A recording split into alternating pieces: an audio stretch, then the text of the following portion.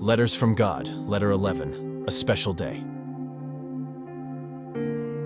Hello, my love. How are you feeling on this day? You know, in today's world, life has become a rush. There's almost no time to take care of the family, to play with the children, to pay attention to the spouse, to reflect on the care that I, the Lord, have for you. Do you notice that, don't you? Everything goes by so quickly. Everyone is caught up in their occupations, and sometimes they even forget to take care of themselves, leading to undesirable health problems such as depression. When I created the universe, I saw that everything was very good, and I set aside a day for gratitude, worship, and rest. This day, when observed by my children in the right way, brings calm, peace, rest, health, and sanctification. I am talking about the Sabbath day, created especially for you to have an ideal quality of life, planned from the beginning of creation. My advice to you today, dear one, is to remember the Sabbath day, to keep it holy. 6 days you shall labor and do all your work, but the seventh day is the Sabbath of the Lord your God. In it you shall do no work, you, nor your son, nor your daughter, nor your male servant, nor your female servant, nor your cattle, nor your stranger who is within your gates. For in 6 days the Lord made the heavens and the earth, the sea, and all that is in them, and rested the seventh day. Therefore the Lord blessed the Sabbath day and hallowed it. Exodus 28:11.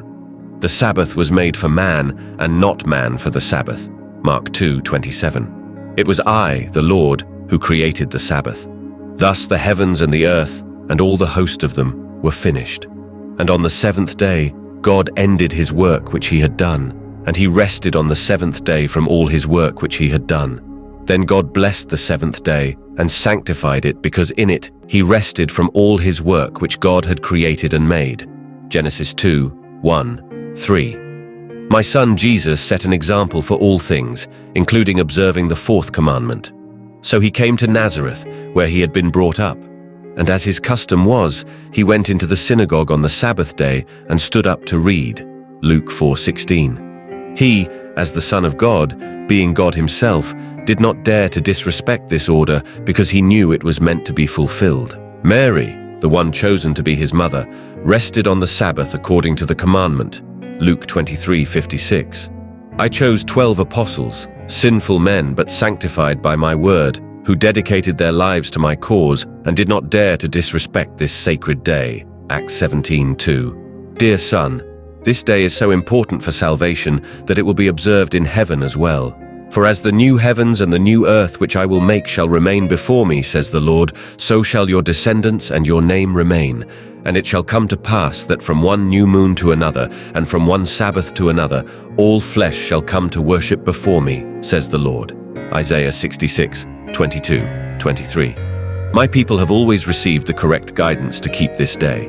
In the desert, when I sent them manna as food, they could gather only the exact amount needed for the family's consumption each day.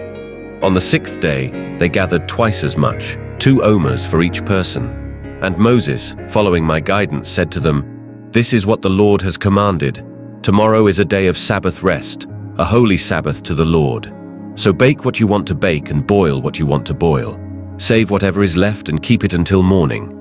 Exodus 16:22-23. Friday is the day of preparation to welcome the sacred Sabbath, which begins at sunset on Friday, as stated in the scriptures. From evening to evening, you shall celebrate your Sabbath. Leviticus 23:32. You have 6 days to do whatever you want for your benefit, but the seventh day is the Sabbath of the Lord your God. In it you shall do no work, you, nor your son, nor your daughter, nor your male servant, nor your female servant, nor your cattle, nor your stranger who is within your gates. Exodus 20:10. There are things that can and should be done on the holy day. For example, if someone needs help on the Sabbath, know that I say the following: Therefore, it is lawful to do good on the Sabbath. Matthew 12:12. I have some promises for those who are faithful to my commandments, including the Sabbath, and I say that you may be young or old, but you will never see a righteous person forsaken, nor their descendants begging bread. Psalm 37:25. Therefore, If you obey the commands I am giving you today, and love the Lord your God, and serve him with all your heart and with all your soul, then I will send rain on your land in its season, both autumn and spring rains, so that you may gather in your grain, new wine, and olive oil. I will provide grass in the fields for your cattle, and you will eat and be satisfied. Deuteronomy 11:13-15. Now that you know, my son, about the special day reserved for your well-being, I hope you are careful not to dishonor the Sabbath, Isaiah 56:2. Sanctify it by doing only my will on this day. Do not seek your own interests on this day. Make it a pleasurable day, helping others, and it will bring you fullness of life and joy, Isaiah 58:13-14. Do not listen to men who will tell you that keeping the Sabbath is a thing of the past. We must obey God rather than men, Acts 5:29. Therefore, to him who knows to do good and does not do it, to him it is sin, James 4:17. Trust completely in Jesus, and remember that with the strength that Christ gives, you can do everything, Philippians 4:13. Son, remember that I am with you always, even to the end of the age, Matthew 28:20. I look forward to your letter. Write to me today.